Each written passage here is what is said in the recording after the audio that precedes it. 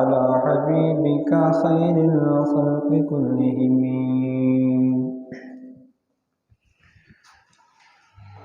اللہ تعالیٰ کی حمد و ثنا اور حضور تاجدار مدینہ سرور قلب و سینہ جناب سیدنا احمد مجتبی حضرت محمد مصطفیٰ علیہ التحیۃ والثناء کی بارگاہ عالیہ میں ہدیہ درود و سلام عرض کرنے کے بعد،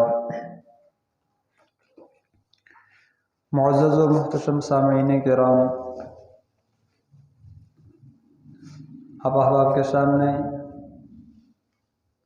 قرآن مجید برہان رشید کی سورہ اسراء کا کچھ حصہ تلاوت کرنے کا شرف حاصل ہوا۔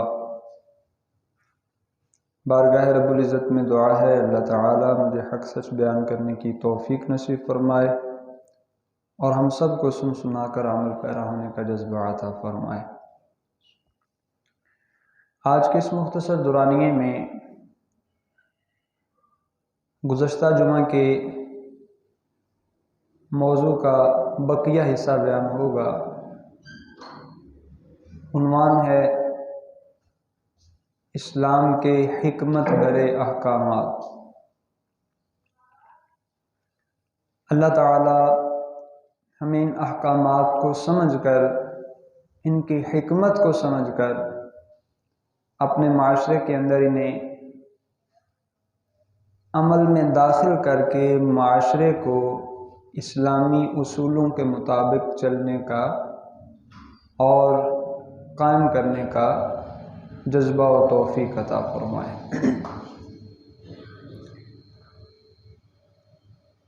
اللہ تعالیٰ نے سورہ اسراء کے اندر ان احکامات کی ایک تفصیل بیان فرمائی، پورے 2 رکوع کے اندر ان کا ذکر فرمایا۔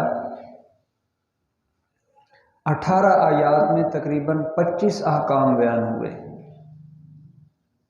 جن میں سے میں نے آپ کے سامنے صرف دوسرے رکوع کے اندر جو 10 احکام بیان ہوئے ان میں سے 3 کا ذکر کیا۔ کوشش ہوگی بقیہ وقت کے اندر جو 7 اس رکوع کے دیگر احکام ہیں وہ آپ کے سامنے ذکر کیا جا سکیں۔ پچھلے جمعۃ المبارک پر پہلے بات ہوئی کہ اللہ تعالیٰ نے فرمایا اپنی اولاد کو مفلسی کے ڈر سے قتل نہ کرو۔ رب کا فرمان ہے کہ ہم تمہیں بھی رزق دیتے ہیں، انہیں بھی رزق دیتے ہیں، اور ان کا قتل کرنا بڑا گناہ ہے۔ دوسرا، زنا سے منع فرمایا کہ زنا کے قریب نہ جاؤ، یہ بے حیائی اور برا راستہ ہے۔ تیسرا، قتل ناحق سے منع فرمایا کہ کسی بھی جان کو ناحق قتل نہ کرو، اگر کرنا ہی ہے تو پھر اس کے قتل کے جواز کی 3 صورتوں میں سے کوئی صورت پائی جائے تو پھر قتل کر سکتے ہو۔ آدمی کسی دوسرے مسلمان بھائی کو جان بوجھ کر قتل کر دے تو قصاصاً قتل کیا جائے، شادی شدہ ہونے کے باوجود زنا کرے تو اس پر حد رجم جاری ہوگی، پتھر مار کر اسے ہلاک کر دیا جائے، کلمہ پڑھنے کے بعد مرتد ہو جائے، دین اسلام سے نکل جائے تو پھر قتل کیا جائے۔ اس کے علاوہ کسی مسلمان کا خون کرنا، قتل کرنا مال کے لیے اور دیگر کسی رشتے کی بنیاد پر، دشمنی کی بنیاد پر، دنیاوی ساز و سامان کی خاطر، یہ قطعاً جائز نہیں ہے۔ چوتھا حکم یہ بیان فرمایا وَلَا تَقْرَبُوا مَالَ الْيَتِيمِ إِلَّا بِالَّتِي هِيَ أَحْسَنُ، یتیم کے مال کے قریب بھی نہ جاؤ مگر ایسے طریقے سے جو اچھا ہے۔ یتیم کہتے کسے ہیں؟ شریعت کی نظر میں اس بچے یا بچی کو یتیم کہا جاتا ہے کہ بچپن میں ہی اس کے سر سے والد کا سایہ اٹھ گیا ہو، اس کے والد کی ڈیتھ ہو گئی ہو، وفات ہو گئی ہو، تو شریعت میں اسے یتیم کہا جاتا ہے۔ اب باپ کے چلے جانے کے بعد جو باپ کی وراثت اس کے حصے میں آئی تو اس کے خاندان کے دیگر افراد میں سے کوئی اس کی سرپرستی لیتا ہے، جسے شریعت میں ولی کہا جاتا ہے، اسے یہ حکم دیا گیا کہ تم نے یتیم کے اس مال کے قریب بھی نہیں جانا، ہاں جانا چاہتے ہو تو احسن طریقے سے جاؤ۔ وہ احسن طریقہ کیا ہے؟ مفسرین نے فرمایا ہی حفظہ، احسن طریقہ یہ ہے کہ وہ ولی اس کے مال کی حفاظت کرے، وہ اس کی نگرانی کرے، اور دوسرا مزید اس سے بہتر طریقہ یہ ہے کہ اسے کاروبار میں لگا کر اس کے پیسے کی افزائش کا اور بڑھوتری کا سامان کرے۔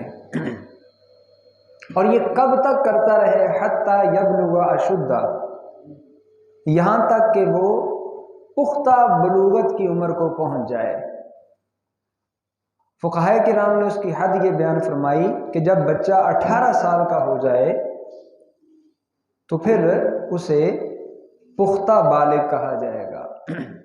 احکام شریعہ لاگو ہونے کے لیے اگر بلوغت کی دیگر علامات نہ پائی جائیں تو فقہا نے 15 سال حد بیان کی کہ جب کسی بچی کی عمر 15 سال ہو جائے، اس سے پہلے بلوغت کی علامتیں ظاہر نہیں ہوئیں، تو عمر کے اعتبار سے وہ بچہ بالغ ہو جاتا ہے، اس پر شرعی احکام لاگو ہو جاتے ہیں۔ لیکن یہاں خاص یتیم کے حوالے سے یہ فرمایا کہ جو اس کے مال کا سرپرست ہو، محافظ ہو، نگران ہو، تو وہ اس کے مال کو کاروبار میں لگائے یا پھر گھر کے اندر رکھ دے، اس کی نگرانی کرتا رہے، اور جب وہ پختہ عمر کو پہنچ جائے حتی یبلغ اشدہ، پھر وہ مال اس کے سپرد کر دے، یعنی 18 سال کی عمر کو۔ اور اگر وہ اس کے مال میں خیانت کا مرتکب ہوتا ہے،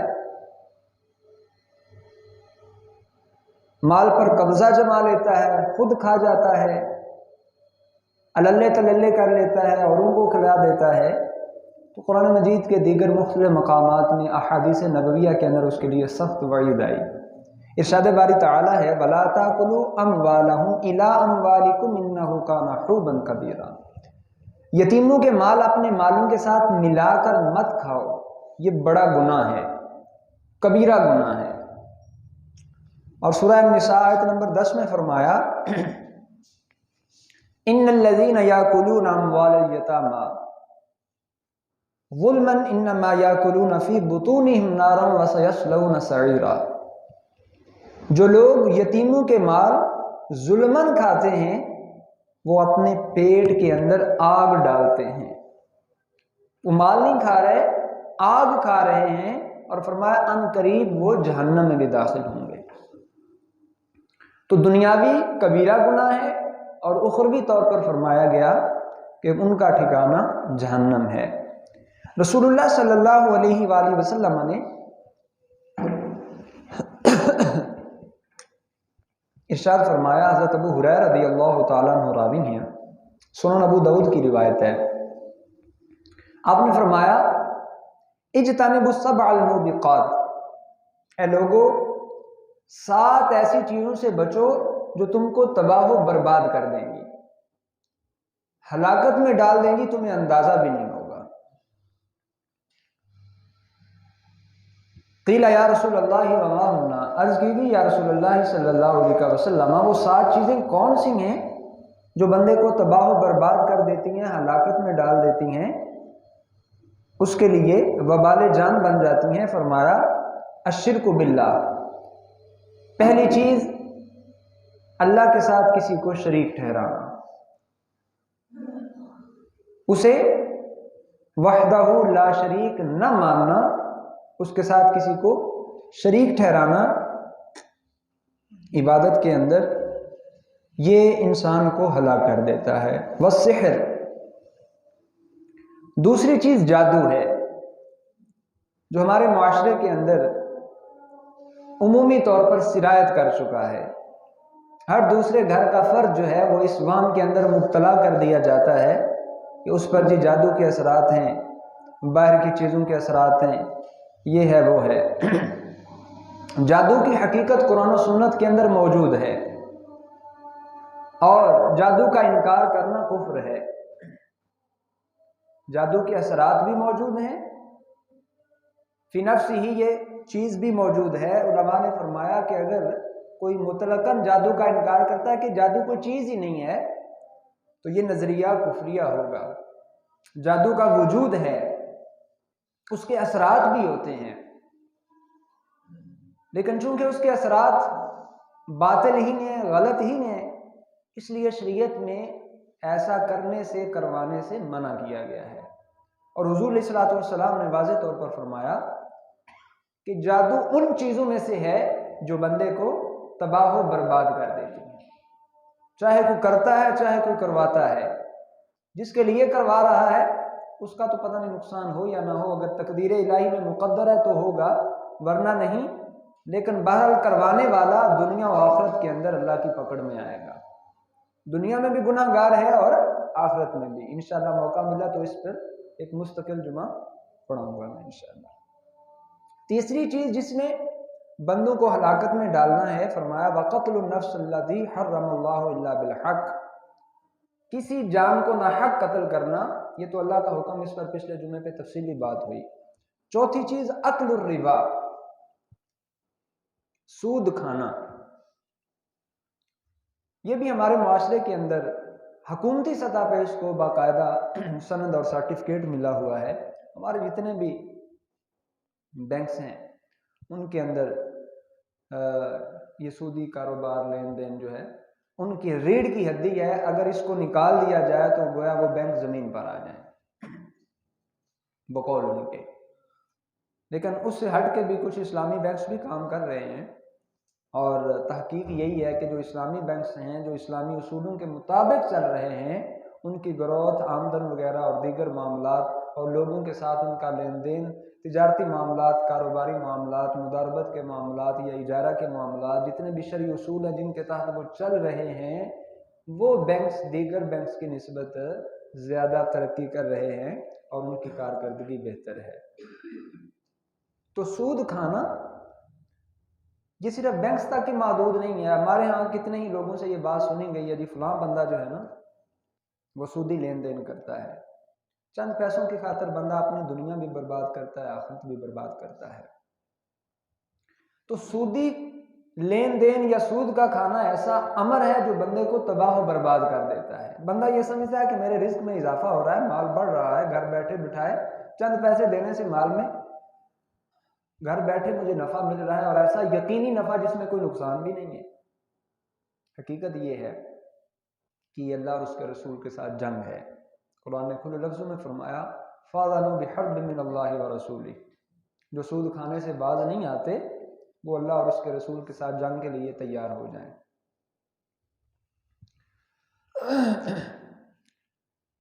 پانچواں کام وَأَكْلُ مَالِ الْيَتِيمِ، جس کے لیے میں نے اس حدیث پاک کو آپ کے سامنے ذکر کیا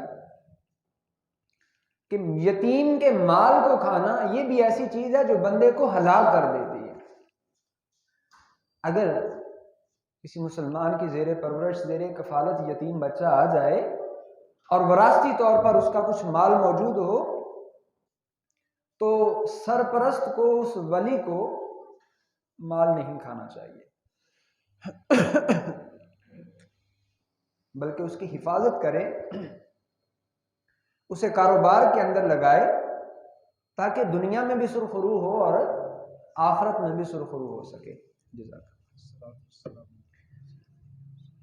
دنیا و آخرت کے اندر وہ بندہ سرخرو ہو جائے۔ تو یتیم کے مال کو کھانا بھی بندے کو ہلاک کر دیتا ہے۔ وَالتَّوَلِّي يَوْمَ الزَّحْفِ، دشمن کے ساتھ آمنا سامنا ہو جاتا ہے، اس دن بندہ پشت پھیر کر، پیٹھ دکھا کر بھاگ جاتا ہے، اس سے بھی بندے کی ہلاکت یقینی ہے۔ وقتی طور پر تو اس نے جان بچا لی، لیکن قرآن نے فرمایا تم جہاں بھی جا کے چھپ جاؤ گے موت تو وہاں بھی آ جائے گی۔ تو میدان جنگ سے بھاگنا یہ بھی بندے کی ہلاکت کا سبب ہے۔ وَقَذْفُ الْمُحْصَنَاتِ الْغَافِلَاتِ الْمُؤْمِنَاتِ، اسی طرح مومن عورتیں جن کو بات کا پتہ ہی نہیں ہے ان پر زنا کی تہمت لگا دینا، ان کی طرف زنا کی برائی کی نسبت کرنا، یہ بھی ایسا کام ہے، ایسی ایسا فعل ہے جو بندے کو تباہ و برباد کر دیتا ہے، ہلاک کر دیتا ہے۔ تو 7 چیزوں کا ذکر کیا جو بندے کی تباہی کا باعث اور سبب بنتی ہیں۔ ان 7 چیزوں میں سے ایک چیز وہ یتیم کے مال کو بھی کھانا ہے۔ اور صحابہ کرام علیہم رضوان کا اس حوالے سے عمل دیکھیں کہ وہ کس قدر یتیموں کی نگہبانی اور نگہداشت کیا کرتے تھے۔ حضرت عبداللہ ابن عمر رضی اللہ تعالیٰ عنہما، آپ کا معمول مبارک یہ تھا کہ کبھی یتیم کو ساتھ بٹھائے بغیر کھانا نہیں کھاتے تھے۔ اپنا نہیں، کوئی بھی بچہ یتیم جو مدینہ منورہ کے اندر آپ کو مل جاتا تو آپ اسے ساتھ بٹھاتے، پھر کھانا تناول فرماتے تھے۔ کسی یتیم کے بغیر کھانا نہیں کھاتے تھے۔ ایک دن اتفاق ایسا ہوا، کھانے کا وقت ہوا، کوئی یتیم بچہ ملا نہیں جس کو ساتھ بٹھا کر کھانا کھاتے۔ کھانا کھا لیا، تھوڑی دیر بعد تلاش سے مل گیا، بچہ آ گیا۔ آپ نے گھر پیغام بھجوایا کہ اس کے لیے کھانا بھجوایا جائے۔ پتہ چلا کہ کھانا ختم ہو چکا ہے۔ تو آپ نے اس بچے کے لیے اسپیشل ستو اور شہد منگوا کر اسے مکس کر کے اسے کھلایا اور فرمایا فواللہ ما غبنتا، اللہ کی قسم تمہارے ساتھ کسی قسم کی کوئی کمی بیشی تمہارے کھانے پلانے میں اور تمہارے طعام کا بندوبست کرنے میں کسی قسم کے غبن اور دھوکے سے کام نہیں لیا گیا۔ تمہارے حق کو ادا کرنے کی گھریلو گھر والوں کی جانب سے پوری کوشش کی گئی ہے۔ اس کے راوی حضرت امام حسن بصری فرماتے ہیں کہ آپ کے الفاظ یہ تھے، اور جب آپ کے منہ سے یہ الفاظ سنے اور آپ کا عمل دیکھا تو میں نے یہ کہا وابن عمر واللہ ما هو بنا، جو یتیموں کا اتنا خیال کر رہا ہے اللہ کی قسم قیامت والا دن اس سے بھی کوئی دھوکہ نہیں ہوگا۔ اللہ تعالیٰ اس کا اجر و ثواب اور یقینی طور پر کامل جو صلہ ہے وہ عطا فرمائے گا۔ اور وہ صلہ کیا ہے کہ ایک بندہ ایک یتیم کے ساتھ حسن سلوک سے پیش آتا ہے، اس کی کفالت کرتا ہے، ذمہ داری لے لیتا ہے، اگر اس کے پاس وراثتی مال کچھ بھی نہیں پھر بھی اس کے سر پر دست شفقت رکھتا ہے اور اس کے دیگر سارے اخراجات اور تعلیمی، صحت کے اور کھانے پینے کے سارے مسائل کا اہتمام اور بندوبست کرتا ہے۔ حضور نبی کریم صلی اللہ علیہ وسلم نے فرمایا خیر بیت فی المسلمین بیت فیہ یتیم یحسن الیہ، فرمایا مسلمانوں کے گھروں میں بہترین گھر وہ گھر ہے جس گھر کے اندر کوئی یتیم بچہ ہو اور اس بچے سے حسن سلوک کیا جاتا ہو۔ اور فرمایا وشر بیت فی المسلمین بیت فیہ یتیم یساء الیہ، اور بدترین مسلمانوں کا گھر وہ گھر ہے جس گھر کے اندر کوئی یتیم بچہ ہو اور اس کے ساتھ بد سلوکی کی جاتی ہو۔ اور فرمایا وَقَافِلُ الْيَتِيمِ فِي الْجَنَّةِ كَهَاتَيْنِ، فرمایا میں اور یتیم کی کفالت کرنے والا جنت میں ایسے ہوں گے جیسے یہ 2 انگلیاں ہیں۔ اندازہ فرمائیں اگر یتیم کے مال کو کھائیں تو یہ نری ہلاکت اور بربادی کا سبب ہے، لیکن اسی کے سر پر دست شفقت رکھیں، اس کے ساتھ مہربانی اور شفقت بھرا سلوک کریں، اسے اپنے ساتھ کھلائیں پلائیں، اپنے بچوں جیسا سلوک کریں، اس کی کفالت کریں حتیٰ کہ وہ بالغ ہو جائے، خود کفیل ہو جائے، تو حضور صلی اللہ علیہ وسلم نے اجر کیا ارشاد فرمایا کہ میں اور وہ شخص جو یتیم کی کفالت کر رہا ہے جنت میں ایسے ہوں گے۔ یقیناً ایک بندہ مسلم اس کی ضرور خواہش ہوگی، دل کا یہ اعتقاد اور یقین بھی ہونا چاہیے کہ رسول اللہ صلی اللہ علیہ وسلم کی زبان سے جو کلمات نکلے وہ حق ہیں۔ تو اسی یقین کے ساتھ اگر اللہ تعالیٰ موقع دے کوئی بچہ اپنی رشتہ داروں اور برادری کے اندر نہیں بھی تو اور محلے کے اندر ایسے کئی یتیم بچے مل جاتے ہیں، ڈھونڈ کر اس فضیلت کو حاصل کرنے کا بندے کو سامان کرنا چاہیے۔ اس کی صحت کے معاملات ہیں، اس کی تعلیم کے معاملات ہیں یا اس کے کھانے پینے کے معاملات ہیں، تو اپنی طرف سے چھپ چھپا کر اعلان کیے بغیر، لوگوں کو بتائے بغیر، ظاہر ہے جو صدقہ چھپ کر کیا جاتا ہے اس کا ایک اپنا دلی چین، راحت، سکون بھی ہوتا ہے اور اللہ تعالیٰ کی بارگاہ میں خاص مقبولیت بھی ہوتی ہے۔ تو قرآن مجید کے حکمت بھرے احکامات میں سے میں نے آپ کے سامنے اس رکوع کے حوالے سے چوتھا حکم یہ بیان کیا کہ یتیم کے مال کے بندے کو قریب بھی نہیں جانا چاہیے، اگر جانا ہے تو احسن طریقے سے، اور احسن طریقہ کیا بیان ہوا، کیا کیا جائے، اس کی حفاظت کی جائے یا کاروبار میں لگا کر اس کے بڑھنے کا اہتمام اور بندوبست کیا جائے، اس میں سے کھایا نہ جائے۔ اور اگر کھانا ہی ہے یعنی اس کا جو ولی ہے، سرپرست ہے، نگران ہے، وہ خود اس کے حالات ایسے نہیں کہ وہ اس کی کفالت کی ذمہ داری برداشت کرنے کے ساتھ ساتھ اپنے اخراجات بھی پورے کر سکے، تو شریعت نے فرمایا فَلْيَأْكُلْ بِالْمَعْرُوفِ، پھر دستور کے مطابق، ضرورت کے مطابق وہ بھی کھا سکتا ہے، گناہگار پھر نہیں ہوگا۔ لیکن جان بوجھ کر اس کے مال پر اپنا حق جما کر، حق سمجھ کر اسے کھانا، اس کی وعیدیں کیا ہیں میں نے آپ کے سامنے بیان کر دی۔ اس کے بعد اسی آیہ مبارکہ کے اندر اللہ تعالیٰ نے جو 5واں حکم بیان فرمایا، جو ہمارے لیے حکمت برا حکم ہے اور جس کو پورا کرنے کے کتنے فائدے ہوں گے اللہ تعالیٰ دنیا و آخرت میں سب کو دکھا دے گا۔ فرمایا وَأَوْفُوا بِالْعَهْدِ إِنَّ الْعَهْدَ كَانَ مَسْئُولًا، وعدے کو پورا کرو، وعدے کے بارے میں پوچھا جائے گا۔ اب یہاں وعدے سے کون سا وعدہ مراد ہے؟ اس کے حوالے سے مفسرین نے فرمایا کل ما امر اللہ بہ ونہا عنہ فہو من العہد، ہر وہ چیز جس کا اللہ تعالیٰ نے حکم دیا اور ہر وہ چیز جس سے اللہ تعالیٰ نے منع فرمایا، یہ عہد ہے، یہ وعدہ ہے۔ اس نے انسانوں سے گویا یہ وعدہ لیا کہ جو جو میرا حکم ہے اس کو پورا کرتے جاؤ، اور جس جس سے میں نے منع کیا ہے اس سے باز آتے جاؤ، یہ وعدہ ہے۔ اور اسی وعدے کو پورا کرنے کا حکم دیا، اوفوا بالعہد، اس عہد کو پورا کرو، ان العہد کان مسئولا، وعدے کے بارے میں پوچھا جائے گا۔ اب اس کا تعلق بندوں کے ساتھ بھی ہے، رب کے ساتھ بھی ہے۔ کچھ احکام ایسے ہیں جن کا تعلق بندوں کے ساتھ ہے، کچھ ایسے ہیں جن کا تعلق رب کے ساتھ ہے۔ اس رکوع کے اندر دونوں قسم کے احکام آ رہے ہیں۔ اللہ تعالیٰ کے ساتھ کسی کو شریک نہ ٹھہرانا، اس کا تعلق رب کے ساتھ ہے۔ کسی جان کو ناحق قتل کرنا بندے کے ساتھ ہے، زنا کرنا بندوں کے ساتھ ہے، اور اولاد کو ناحق قتل کرنا یہ بندوں کے ساتھ ہے۔ اسی طرح یتیم کے مال کے قریب جانا یہ بندوں کے ساتھ ہے۔ تو جو احکام بندوں کے ساتھ متعلق ہیں یا رب کے ساتھ متعلق ہیں، جن کا حکم دیا، جن سے منع کیا، کرنے والے کرنے ہیں، نہ کرنے والوں سے باز آنا ہے، یہ ہے وعدے کو، عہد کو پورا کرنا، اور اسی چیز کے بارے میں سوال کیا جائے گا۔ اللہ تعالیٰ نے قرآن مجید کے اندر سچے لوگوں کی ایک علامت اور نشانی یہ بھی فرمائی، جو متقی اور پرہیزگار ہیں اور جو سچے ہوتے ہیں، فرمایا وَالْمُوفُونَ بِعَهْدِهِمْ إِذَا عَاهَدُوا، جب وہ کوئی وعدہ کر لیتے ہیں تو اس وعدے کو نبھاتے ہیں، پورا کرتے ہیں، چاہے اس میں جتنی بھی چیز کی بڑی قربانی ہی کیوں نہ دینی پڑے، اس وعدے سے مکرنے والے، پیچھے ہٹنے والے نہیں ہوتے۔ انہی کے بارے میں آگے جا کے فرمایا اولئک الذین صدقوا واولئک هم المتقون، یہی لوگ جو وعدے کو پورے کرنے والے ہیں، یہی سچے بھی ہیں اور یہی متقی اور پرہیزگار بھی ہیں۔ اور اللہ تعالیٰ نے سورہ المومنون کے اندر جو کامیاب ہونے والے مومنین ہیں ان کی نشانیوں میں سے ایک نشانی یہ بھی بیان فرمائی والذین هم لاماناتهم وعہدهم راعون، فلاح پانے والے مومن، کامیاب ہونے والے مومن، ان کی ایک نشانی یہ بھی ہے کہ وہ امانتوں اور وعدوں کو پورا کرتے ہیں، امانتوں میں خیانت نہیں کرتے، وعدہ کر کے وعدہ خلافی نہیں کرتے۔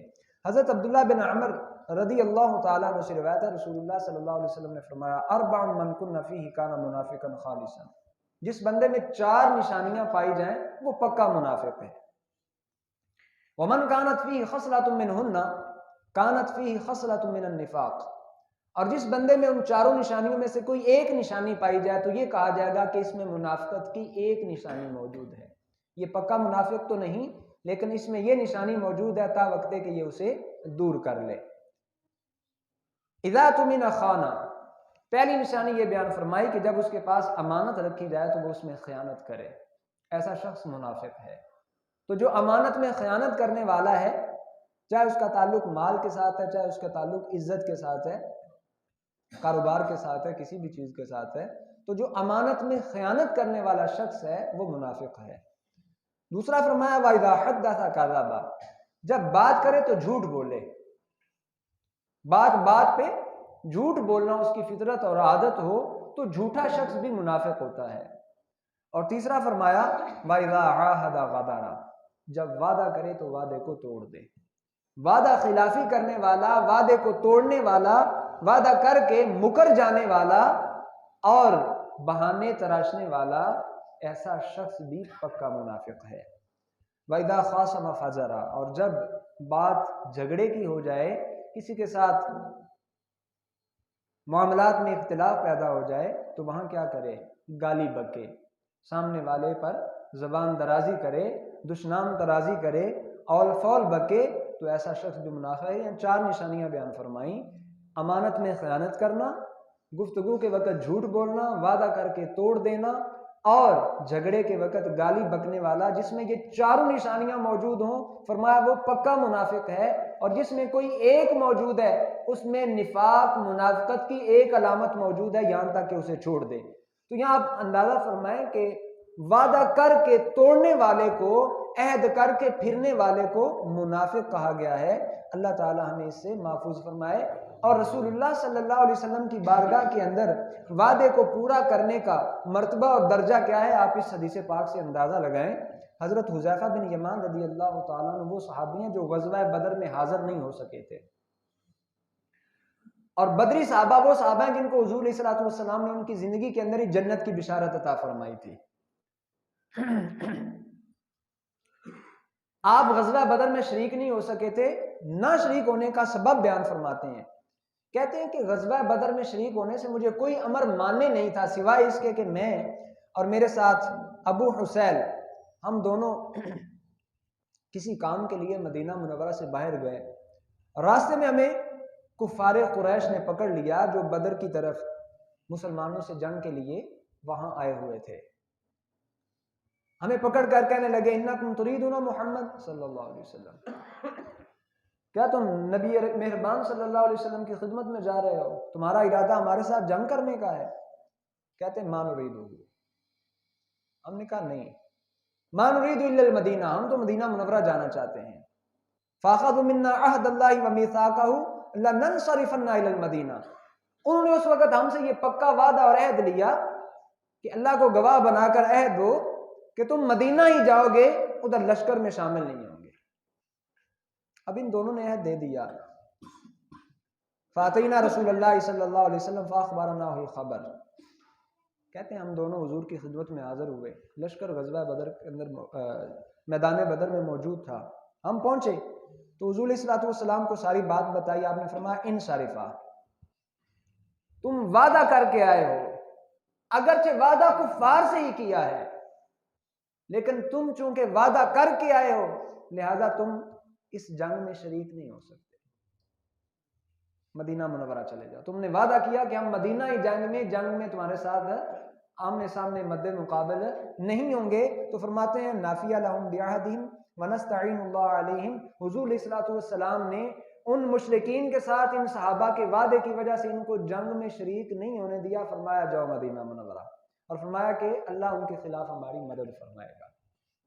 تو اندازہ کریں کہ عہد و پیمان کی بارگاہ رسالت مآب صلی اللہ علیہ وسلم کے ہاں کس قدر و قیمت ہے، مد مقابل 3 گنا زیادہ ہے، اور جنگی ساز و سامان بھی کئی گنا زیادہ ہے، اور وہاں تو ایک ایک فرد جو ہے اس کی کتنی قدر و قیمت ہوگی، کتنی زیادہ ضرورت ہوگی، اور افراد لشکر میں شامل بھی ہیں، لیکن چونکہ وعدہ کیا ہے، اگرچہ کفار سے وعدہ کیا ہے، فرمایا اسے نبھاؤ، اور وہاں سے بھیج دیا۔ اور ہم اپنے مسلمان بھائی سے پتہ نہیں کتنے وعدے، اور دل میں ہوتا بھی ہے، پورا نہیں کرنا، بالخصوص لین دین کے معاملات میں اس قدر وعدہ خلافی عام ہو چکی ہے، اللہ مان والحفیظ۔ آپ اندازہ کریں کہ وعدہ خلافی کو منافقت کی علامت قرار دیا گیا، وعدہ خلافی کے بارے میں سخت وعیدیں ہیں، اور کس قدر رسول اللہ صلی اللہ علیہ وسلم وعدہ کو پورا کرنے کا اہتمام کر رہے ہیں۔ ہم ان کی محبت کا دعویٰ بھی کریں اور پھر وعدہ خلافی بھی کرتے رہیں، تو ہمیں اپنے اس عمل پر اور اس صورتحال پر غور کرنے کی اور اس کو صحیح کرنے کی ضرورت ہے۔ اور دیکھیں جو وعدے کو پورا کرتے ہیں، رسول اللہ صلی اللہ علیہ وسلم نے ان کے لیے کس چیز کی ضمانت دی۔ حضور علیہ الصلوۃ والسلام کا ارشاد گرامی حضرت عبادہ بن صامت راوی ہیں، فرماتے ہیں حضور علیہ الصلوۃ والسلام نے فرمایا اضمنوا لی ستا من انفسکم اضمن لکم الجنہ، مجھے 6 چیزوں کی گارنٹی دے دو، 6 چیزوں کی گارنٹی دے دو، میں تمہیں جنت کی گارنٹی دیتا ہوں۔ 6 چیزوں کے ضامن بن جاؤ کہ تم وہ کام کرنے والے کرو گے، نہ کرنے والوں سے باز رہو گے، میں تمہیں جنت کی ضمانت دیتا ہوں۔ اصدقوا اذا حدثتم، پہلی بات جب بات چیت کرو تو سچ بولو، گفتگو میں جھوٹ کو شامل مت کرو۔ ہمارے کاروباری معاملات کے اندر اس سے ہٹ کے بھی پتہ نہیں، ملازمت کے معاملات میں بھی اور اپنے گھر کے معاملات کے اندر جھوٹ اس قدر عام ہو چکا ہے کہ ہم اپنے بچوں کی تربیت کے اندر بھی اس کو اس انداز میں شامل کر رہے ہیں کہ چپکے سے وہ شامل ہو رہا ہے لیکن ہم اس کی حقیقت کو سمجھ نہیں رہے، جبکہ یہ ان چیزوں میں سے ہے جن پر جنت کی گارنٹی کی دی گئی ہے۔ حضور علیہ الصلوۃ والسلام کی جانب سے جنت کی ضمانت دی گئی ہے۔ فرمایا گفتگو کرو تو کیا کرو؟ سچ بولو، سچ کو اپناؤ، سچ کو اختیار کرو۔ دوسرا فرمایا وَأَوْفُوا إِذَا وَعَدتُّمْ، جب وعدہ کرو تو وعدے کو پورا کرو۔ جو وعدہ کر کے اس کو پورا کرتا ہے میں اسے جنت کی ضمانت دیتا ہوں، جنت کی گارنٹی دیتا ہوں۔ تو وعدے کو پورا کرنے پر، جس طرح یتیم کی کفالت پر آپ نے فرمایا کہ جو یتیم کی کفالت کرتا ہے میں اور وہ جنت میں ایسے ہوں گے، ویسے ہی وعدہ پورا کرنے پر فرمایا کہ میں جنت کی گارنٹی اور ضمانت دیتا ہوں۔ باقی آپ نے 4 چیزیں اور فرمائیں کہ جب تمہیں امانت دی جائے اسے ادا کرو، اپنی شرمگاہوں کی حفاظت کرو، اپنی آنکھوں کو جھکا کر رکھو اور اپنے ہاتھوں کو کسی کو تکلیف پہنچانے سے روک کر رکھو۔ اگر یہ 6 کام کر لیتے ہو تو میری طرف سے تمہارے لیے جنت کی ضمانت ہے۔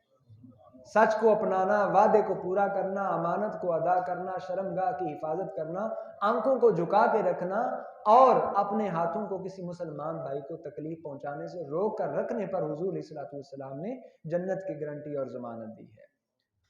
تو یہ اسلام کے خوبصورت احکام میں سے ہیں۔ اگر ہم اپنے اس معاشرے کے اندر ان کو اپنا لیتے ہیں، آپ بتائیں کاروبار میں برکت ہوگی کہ نہیں؟ سچ کی اپنی برکت ہوتی ہے۔ کاروبار کے اندر وعدہ بھی ہوتا ہے، وعدہ خلافی جس بندے کا معمول نہیں ہوتا، لوگ اس کے ساتھ بڑی رغبت کے ساتھ کاروبار کرنا چاہتے ہیں، لیکن جس بندے کی عادت ہوتی ہے ایک بار بندہ دھوکہ کھائے گا، 2 بار، حد 3 بار، اس کے بعد کاروبار کرنا ہی چھوڑ دے گا۔ جو بندہ وعدہ خلافی کرتا ہے لوگ تو ویسے ہی اسے معاشرے کے اندر منہ لگانا چھوڑ دیتے ہیں، اگرچہ اپنا رویہ کچھ بھی ہو، لیکن چونکہ اسلام کے احکام کا حسن ہے، اگرچہ ہمارے عمل سے یہ چیزیں نکل چکی ہیں لیکن ہماری جبلت اور فطرت میں تو داخل ہیں۔ اگرچہ ہم خود عمل نہیں کرتے لیکن اگلا اگر اس طرح کی حرکت کرتا ہے تو ہم اسے پسند بھی نہیں کرتے۔ ہمارے اپنے عمل میں جو بھی چل رہا ہے، اگلا جھوٹ بولے ہم اسے ناپسند ہی کریں گے، خود چاہے جتنا مرضی بولے۔ اگلا وعدہ خلافی کرے ہم اسے پسند نہیں کریں گے، خود جتنا مرضی وعدہ خلافی کرتے رہیں۔ اور اسی طرح دیگر معاملات ہیں، تو اگلا جو ہے وہ خیانت کا مرتکب ہو تو اسے بھی ہم پسند نہیں کرتے، خود چاہے جیسا بھی معاملہ کرتے رہیں۔ تو اللہ تعالی ہمیں یہ سارے کام جن پر حضور علیہ الصلوۃ والسلام نے جنت کی ضمانت عطا فرمائی ہے، حضور علیہ الصلوۃ والسلام کے اس حکم پر عمل کی نیت کے ساتھ عمل کرنے کی توفیق عطا فرمائے۔ 5واں حکم میں نے آپ کے سامنے بیان کیا جو اللہ تعالیٰ کی طرف سے بندوں کے لیے حکمت بھرے احکامات ہیں۔ 6واں حکم یہ ارشاد فرمایا وَأَوْفُوا الْكَيْلَ إِذَا كِلْتُمْ وَزِنُوا بِالْقِسْطَاسِ الْمُسْتَقِيمِ، جب تم لین دین میں ناپ تول کرنے لگو تو پھر پورا پورا ناپو اور وزن برابر پیمانے کے ساتھ، پورے پیمانے کے ساتھ کرو، اس میں کمی بیشی مت کرو۔ اللہ تعالیٰ نے قرآن مجید کے اندر ایک پوری سورہ جو ہے اس کا نام ہی اس چیز پر رکھا گیا ہے جو ناپ تول میں کمی بیشی کرنے والے ہیں۔ رسول اللہ صلی اللہ علیہ وسلم جب مکہ مکرمہ سے ہجرت فرما کر مدینہ منورہ پہنچے تو مدینہ منورہ کی صورتحال ایسی تھی، حضرت عبداللہ ابن عباس رضی اللہ تعالیٰ عنہ فرماتے ہیں کہ وہاں کے لوگ پیمانے کے اندر، ناپ تول کے اندر بڑی کمی کرتے تھے۔ وہاں کے لوگوں کا یہ معمول تھا، 2 نمبری عام تھی۔ اللہ تعالیٰ نے وہاں حضور علیہ الصلوۃ والسلام پر جو سب سے پہلا حکم نازل فرمایا ویل للمطففین الذین اذا اکتالوا علی الناس یستوفون واذا کالوہم او وزنوہم یخسرون۔ ناپ تول میں کمی کرنے والوں کے لیے، مطففین کے لیے ہلاکت ہے۔ وہ مت سمجھیں کہ ہم دوسرے کے ساتھ اس طرح کا فراڈ اور دھوکہ کر کے ہم بڑا نفع کما رہے ہیں اور بڑے فائدے کا اور منافع کا سامان کر رہے ہیں، ہرگز نہیں ہے۔ رب فرما رہا ہے ویل، ان کے لیے ہلاکت ہے۔ اس کے لیے رب فرمائے وہ جو مرضی سمجھتا پھرے، ہلاکت اس مالک کی جانب سے ہے، تو بندہ بالآخر ہلاک ہو ہی جاتا ہے، ڈوب ہی جاتا ہے، جو مرضی سوچتا رہے۔ فرمایا ان کا معمول یہ ہے کہ جب لوگوں سے لیتے ہیں تو پورا پورا ناپتے ہیں، اذا اکتالوا علی الناس یستوفون، پورا پورا لیتے ہیں، مجال ہے کہ اپنے حصے میں تھوڑی سی بھی کمی آنے دیں، کوشش یہی ہوتی ہے کہ زیادہ لیا جائے، لیکن وَإِذَا كَالُوهُمْ أَوْ وَزَنُوهُمْ يُخْسِرُونَ، جب لوگوں کو ناپ کر دینے لگتے ہیں یا تول کر دینے لگتے ہیں، یخسرون، تو پھر پیمانے کے اندر کمی کر دیتے ہیں۔ ابھی کل پرسوں ہی ادھر ہمارے اسکول میں گفتگو چل رہی تھی، تو ایک ساتھی بتا رہے تھے کہ وہ لے کے گئے ادھر منڈی کے اندر دھان کی فصل لے کے آئے، اور وہاں جو پیمائش کے لیے مقرر ہوتے ہیں، کہتے ہیں میں نے دیکھا، ایک بار دیکھا، دو بار، تین بار، تو 10-12 بوریاں جب انہوں نے تولنے والوں نے تولی تو ہر بوری کے ساتھ 4-5 کلو کا وزن کا جو ہے نا وہ اضافہ کر رہے تھے۔ میں نے کہا یار دیکھو، میں نے اپنی پوچھ سے کپڑا اٹھا کر میں نے دیکھو، یہ دیکھو کتنی محنت کے ساتھ ہم نے کیا، ابھی بھی اس دھان کی فصل کی بجائی سے لے کے پکوائی تک کے نشانات میری پشت پر موجود ہیں، اور تم اتنا ظلم کر رہے ہو۔ تیسرے بندے کو کہا جی دوبارہ تولو، جب اس نے وہی بوریاں دوبارہ تولیں تو ہر بوری کے اندر 4 سے 5 کلو وزن کا فرق تھا۔ اب اندازہ کریں 10 بوریوں کے اندر یہ 1 من کا فرق پڑ گیا، بیچارے کا 2000 کا 1500 کا نقصان تو ہو گیا، اور پتہ نہیں کتنی فصل ہے، کتنی ایکڑ کی فصل ہے، اور کس کس انداز کے اندر۔ اللہ تعالیٰ کا خوف دلوں سے ویسے ہی نکل چکا ہے، اور وہ رب جو فرما رہا ہے کہ ویل ہے، ہلاکت ہے، اس طرف توجہ ہی نہیں ہے۔ اللہ تعالیٰ ہمیں ناپ تول میں کمی سے محفوظ فرمائے۔ حضرت عبداللہ ابن عباس رضی اللہ تعالیٰ عنہ ارشاد فرماتے ہیں، اندازہ کریں قومیں کس طرح تباہ و برباد ہوتی ہیں، کس طرح ہلاکت کا شکار ہوتی ہیں۔ فرمایا خمس بخمس، 5 کام کرنے کے انجام 5 ہیں، وہ کون سے ہیں؟ فرمایا ما نقض قوم العہد الا سلط اللہ علیہم عدوہم، اس کا تعلق اوپر والی 5ویں بات سے بھی ہے، وعدے کو توڑنے کے ساتھ بھی ہے۔ فرمایا جو قوم وعدہ خلافی کرتی ہے، وعدوں کو توڑ دیتی ہے، اللہ تعالیٰ ان کے دشمنوں کو ان پر مسلط کر دیتا ہے، ان کی اپنی حیثیت کوئی نہیں رہ جاتی، ان کے دشمن ان پر غالب آ جاتے ہیں اور ان کو پھر تہس نہس کر دیتے ہیں۔ وَلَا حَكَمُوا بِغَيْرِ مَا أَنزَلَ اللَّهُ إِلَّا فَشَا فِيهِمُ الْفَقْرُ، اور جس قوم کے اندر فیصلے اللہ اور اس کے رسول کے حکم کے برخلاف ہوتے ہیں، اس قوم کے اندر تنگ دستی عام ہو جاتی ہے، اس قوم کے اندر فقر و فاقہ عام ہو جاتا ہے، اس قوم کی معیشت تباہ و برباد ہو جاتی ہے، اس قوم کی معیشت کا رونا ہی پڑا رہتا ہے۔ اور یہ سرکار علیہ الصلوۃ والسلام کا فرمان ہے کہ جو اللہ اور اس کے رسول کے احکامات کے مطابق فیصلے نہیں کرتے، ان کی معیشت تباہ ہو جاتی ہے۔ وما ظہرت الفاحشۃ فیہم الا ظہر فیہم الطاعون، اور جس قوم میں بے حیائی عام ہو جاتی ہے، اس میں طاعون کا مرض عام ہو جاتا ہے۔ وما طففوا الکیل الا منع النبات واخذوا بالسنین، اور جو قوم ناپ تول میں کمی کرتی ہے، جو قوم ناپ تول میں کمی کرتی ہے، ارشاد فرمایا اللہ تعالیٰ پھر انہیں قحط سالی کے اندر مبتلا کر دیتا ہے، ان کی فصلوں میں برکت نہیں رہتی، اللہ تعالیٰ ان کی فصلوں سے، ان کی پیداوار سے برکت کو ختم فرما دیتا ہے۔ اور 5ویں چیز وَلَا مَنَعُ الزَّكَاةِ إِلَّا حَبَسَ اللَّهُ عَنْهُمُ الْمَطَرَ، جو زکوٰۃ نہیں دیتے اللہ تعالیٰ پھر ان پر اپنی رحمت کی بارش نہیں برساتا۔ تو 5 چیزیں ان کے آگے رد عمل کے طور پر کیا نتائج سامنے آتے ہیں؟ حضور علیہ الصلوۃ والسلام نے واضح طور پر ارشاد فرمایا وعدہ توڑنے سے دشمن مسلط ہو جاتا ہے، اللہ اور اس کے رسول کے حکم کے برخلاف فیصلہ کرنے سے تنگ دستی اور معیشت کا نقصان ہو جاتا ہے، بے حیائی عام ہونے سے طاعون عام ہو جاتا ہے، اور ناپ تول میں کمی کی وجہ سے پیداوار میں کمی آ جاتی ہے، برکت ختم ہو جاتی ہے، زکوٰۃ روک لینے کی وجہ سے اللہ تعالیٰ پھر بارش بھی روک لیتا ہے۔ حضرت مالک بن دینار رضی اللہ تعالیٰ عنہ اسی حوالے سے ایک بات ارشاد فرماتے ہیں، یہ مدینہ منورہ کے بہت بڑے عالم تھے، تابعین میں سے ہیں، فرماتے ہیں کہ میرا ایک پڑوسی تھا، میں اس کے گھر گیا، وقت نزا تھا، موت کا جان کنی کا عالم ہے، اور بار بار اس کے منہ سے 2 ہی لفظ نکل رہے ہیں، جبلین من نار، جبلین من نار، آگ کے 2 پہاڑ، آگ کے 2 پہاڑ۔